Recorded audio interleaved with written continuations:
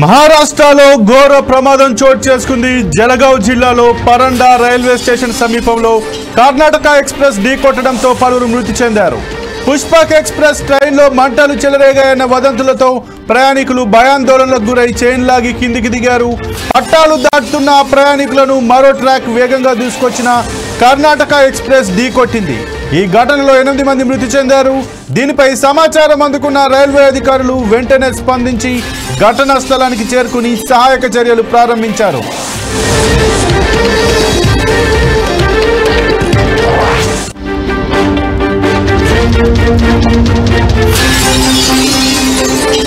మహారాష్ట్రలో ఘోర ప్రమాదం చోటు చేసుకుంది. జలగావ్ జిల్లాలో పరండా రైల్వే స్టేషన్ సమీపంలో కర్ణాటక ఎక్స్ప్రెస్ ఢీకొట్టడంతో పలువురు మృతి చెందారు. పుష్పక్ ఎక్స్ప్రెస్ ట్రైన్లో మంటలు చెలరేగాయన్న వదంతులతో ప్రయాణికులు భయాందోళనకు గురై చైన్ లాగి కిందికి దిగారు. పట్టాలు దాటుతున్న ప్రయాణికులను మరో ట్రాక్లో వేగంగా దూసుకొచ్చిన కర్ణాటక ఎక్స్ప్రెస్ ఢీకొట్టింది. ఈ ఘటనలో 8 మంది మృతి చెందారు.